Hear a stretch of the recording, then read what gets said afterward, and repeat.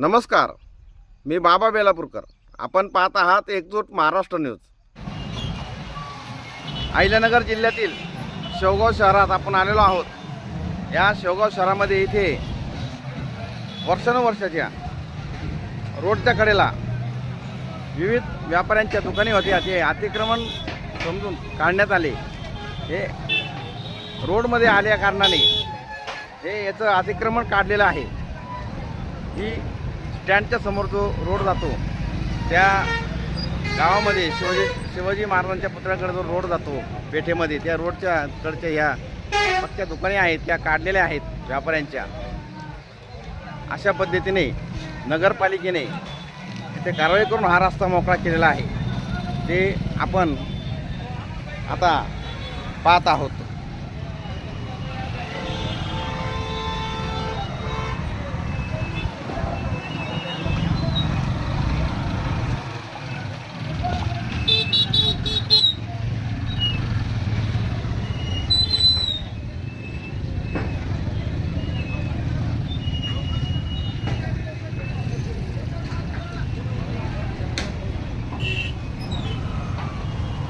हे बसस्टँड आहे. इकडं बसस्टँडच्या समोरच गावामध्ये पेठेमध्ये हा रोड जातोय.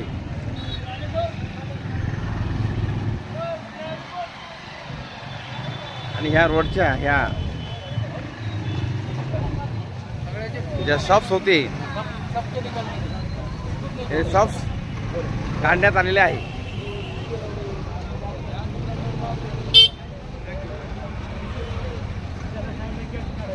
ही शाळा आहे.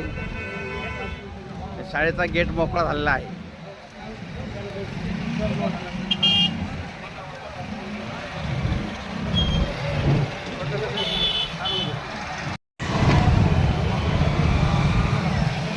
काय नाव तुमचं? किशोर करणवाल. तुमचं कामचं दुकान होतं इथं? इथे चप्पलचं दुकान होता माझं. चप्पलचं दुकान होतं का? किती वर्षापासून होतं? हे कमीत कमी 25 वर्षापासून. बरं. आणि 25 वर्षापासून हे दुकान होतं. हो. आणि तुमच्या शेजारी पण दुकानाची रांग होती इथं? हो, पूर्ण आमचे 25 ते 30 दुकानं होते. हां. किमान 40 वर्षापासून इथं आमचे परंपरागत व्यवसाय करीत होते. हां, म्हणजे तुमच्या 2 पिढ्या तिथे गेलेल्या आहे. हो. बरं, आपल्याला काय सांगायचं माहिती? अतिक्रमण हलवलं, आता तुमच्या कुटुंबाचं काय आहे ते? तुमच्या काय आता परिस्थिती? अतिक्रमण हलवलं पण आमचं हे केलंच नाही ना, गाळे वगैरे काही नाही. आता आमच्यावर आम्ही पूर्ण बेरोजगार झालो. म्हणजे पुनर्वसन केलं न करताच हलवलं? पहिलं पुढचं काढलं, त्याचं काही पुनर्वसन नाही झालं हां. तर हे काढून घेतलं. शासनाचे कोर्टाचा आदेश होता 9 मीटर काढायचं, पण त्यांनी सरसकट पूर्ण काढलं. अच्छा. जे 1-2 फूट होते त्याच्यात आम्ही व्यवसाय केला असता, हां. ते बी आमच्यासाठी सोडलं नाही मॅडम. अच्छा. आणि मग मला काय म्हणायचं, याच्या अगोदर जे 25 वर्षापासून दुकान होतं तुमचं, तुम्ही नगरपालिकेला कर भरत होता का? टॅक्स? आम्ही पहिले 5 रुपये 10 रुपये आता 20 रुपये पावते आम्ही रेग्युलर भरीत होतो. हो. रोजच्या रोज. हो. नगरपालिका पावती घेत होती. पावती घेत होती. शॉप टॅक्स लायसन पण होतं तुमच्याकडे? शॉपिंग लायसन बी आहे. म्हणजे नगरपालिका तुमच्याकडून 25 वर्षापासून जे काही कर आहे त्यांचा योग्य तो ते घेत होती, तरी सुद्धा तुमचं हे दुकान काढण्यात आलेले आहे अतिक्रमणामध्ये. आता नगरपालिका ही पत विक्रेते म्हणून 15,000 रुपये व्यवसायासाठी कर्ज देऊ राहिली, पण आमच्या दुकानात काढून घेतले. हो. ते आता ते व्यवसाय करायचा कुठं? त्यांचे 15,000 रुपये घेऊन आम्ही. अच्छा. म्हणजे शासन हे पंतप्रधान विश्वकर्मा योजना, हां. त्याच्यानंतर पत विक्रेते योजना, याच्यातून आम्हाला व्यवसायाला कर्ज देते, पण व्यवसाय करायला जागाच नाही देऊ राहिली. जे होते एवढी मोठी शाळेची जागा आहे, तिथं गाळे बांधले तर कमीत कमी 100 जणांचं पुनर्वसन होईल. पुनर्वसन होऊ शकतं, पण ते बी काही केलं नाही. फक्त इथं 4 वेळेस गाळ्यांचा प्रस्ताव मंजूर झाला, मिटिंगा झाल्या, जागेची मोजणी झाली, पण आत्ता पण काही झालं नाही. आलेली ग्रँड मागे गेली. असं आहे सर. तुम्ही बोला, ठीक आहे. नाव काय तुमचं? महेंद्र जोग. नाव काय तुमचं? जोग महेंद्र जोग. काय म्हणायचं आपल्याला याविषयी? ग्रँड आली होती ती परत योग्य वापरीन म्हणून मागे गेली ती. अच्छा. असं काहीतरी ऐकलं. अतिक्रमणाविषयी काय मत तुमचं मत आहे? अतिक्रमण यांचं पुनर्वसन व्हावं, गोरगरीब आहे, दुसरं काय. तुमचं दुकान होतं? आमचं दुकान होतं. बोला, नाव काय तुमचं? समीर मनियार. बरं, काय कशाचं दुकान होतं तुमचं? चप्पलचं दुकान होतं आमचं. बरं, किती वर्षापासून? 15-20 वर्षापासून दुकान होतं आमचं. अच्छा. तर आता तुमच्या कुटुंबाची काय सोय, तुम्ही काय आता काहीच नाही आम्हाला उपाशी मारायची वेळ आली. आता सरकारने आम्हाला एकतर काहीतरी नियोजन करून द्यायला पाहिजे. आम्हाला टपऱ्याचा आमच्यावर दुकानदारीचं कर्ज आहे, 5-25 लाख रुपये कर्ज घेतलेले आहे. आम्ही घर बांधायला होम लोन वगैरे ते फेडायचं कसं आम्ही. आता व्यापार नाही, काही नाही हप्ते भरायचे कसे बँकेचे वगैरे. आता हप्ते भरणार कोणी? मॅडम भरणार नाही का हप्ते आमचे? तुमचं म्हणणं असं आहे का थोडक्यात तुमचं पुनर्वसन केल्यानंतर ते काढलं असतं तर बरं झालं हो. असतं, कारण तुम्ही योग्य आतापर्यंत कर भरलेला आहे हो, नगरपालिकेचा. पहिली पावती भरतो मॅडमला आम्ही अच्छा, नगरपालिकेचा. तेच ना, आता आमचं ते काहीतरी करायला पाहिजे त्यांनी. आता हप्ते भरायचे कुठून, काय करायचं कुठून? व्याज आहे, व्याज लागणार. व्याजाने पैसे घेतलेले. पहिले शेअर मार्केटमुळे मार्केटची हे झालेलं, मार्केट एकदम गार झालेलं पहिले. त्याच्यामध्ये हे अतिक्रमण या अतिक्रमणाला आता तिकडं मिरी रोडला जे अतिक्रमण काढण्यात आलं ते 1 वर्षापूर्वी काढण्यात आलेलं आहे. हो. त्याचं काय केलं त्यांनी? त्यांना काहीच नाही केलं. पूर्ण ते तिथं गाड्या लागते पार्किंगला वगैरे, गाड्या जागा झाली तिथं. काहीच नाही तिथं. आता इथं पण गाड्या लागणार आहे पार्किंगला वगैरे, इथं पण काहीच नाही होणार आता.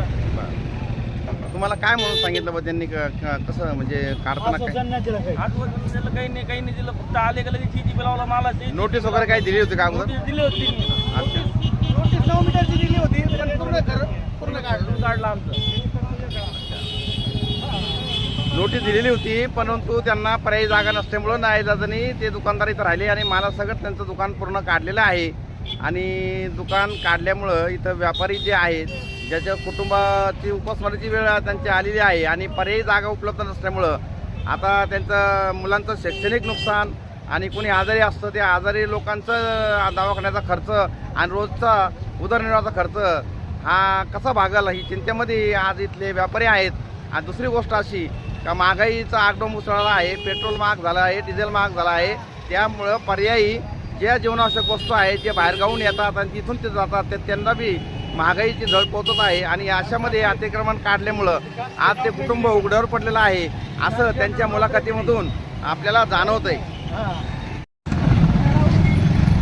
पुढे ते आता त्याचं ते होणारच आहे ते. आता पुढं गाड्या काय निघणार नाही कायचे. आता त्याच्यात आम्हाला प्राधान्य मिळव फक्त आमची ही इच्छा आहे आता सरकारकडे. तर याच्यानंतर अगर पुढं इथं गाड्या होत असतात तर सगळ्यांना ज्याचे टापऱ्या गेलेले आहेत त्यांचं परत पुनर्वसन करावं त्याच्यात. अच्छा, म्हणजे पुनर्वसन करावं त्यांनी असं सगळ्याचं पुनर्वसन करावं. कारण का एक नाही आता असं कुणी नाही इथं का भोजे मोठ्या घरचे सगळे 10,000 असे कमीणारे लोक आहे. ते महिन्याला कमी असे नाही का रोज आम्हाला 5,000-10,000 रुपये भेटत होते.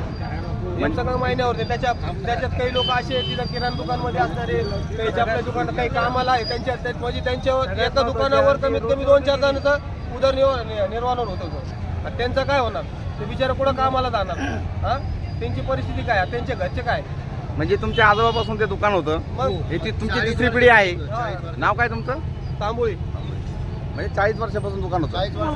म्हणजे आमचं लहानपणी गेलेलं आहे. तुमचं नाव काय? लहानपणापासून गेलेलं आमचे नाव काय तुमचं? अंबादास शिंदे. अच्छा, काय कशा दुकान होतं तुमचं? आपली चप्पल दुकान होती. अच्छा, या ठिकाणी चप्पल 3 दुकान नंबरला. 3 नंबरला.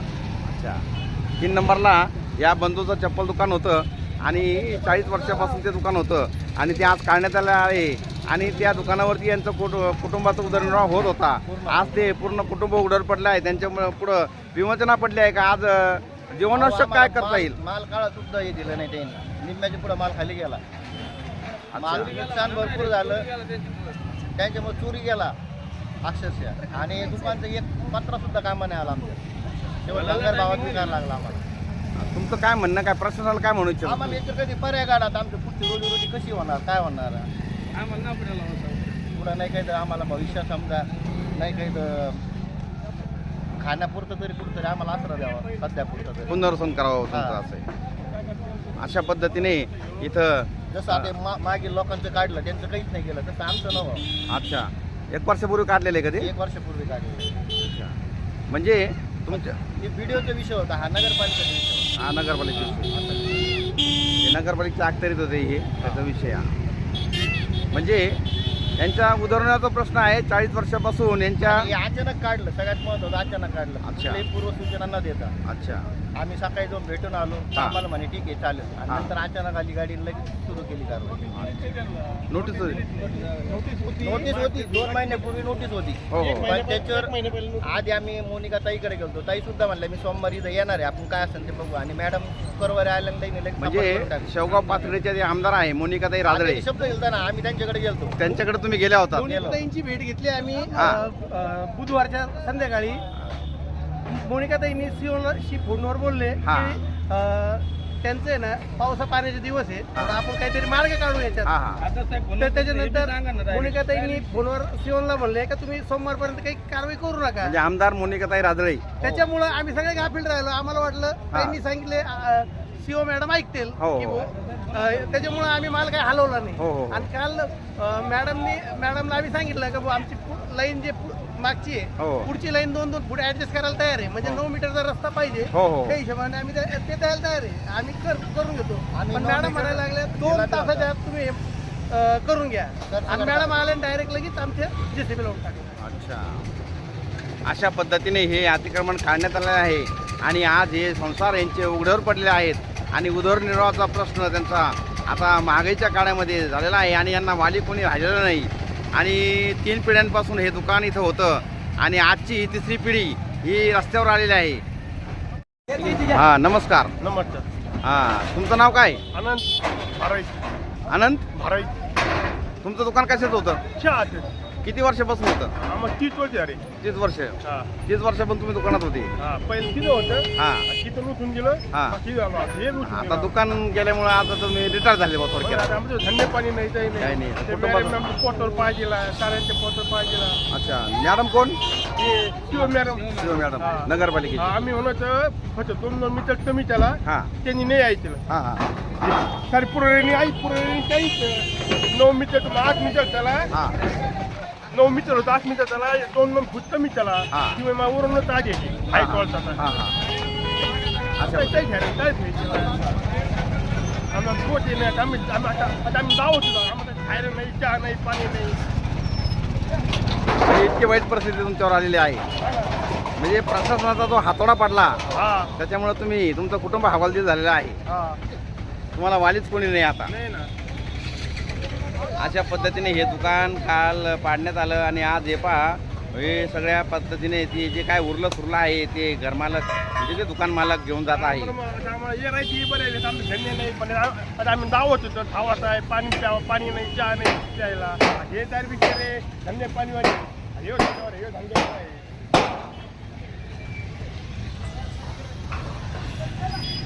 आता तुम्हाला काय सांगण्यात आलं हे अतिक्रमण पुढं कुठपर्यंत जाणार आहे?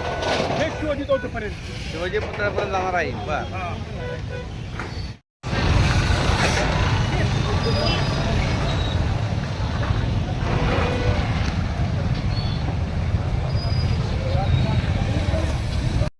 तुर्तास एवढेच.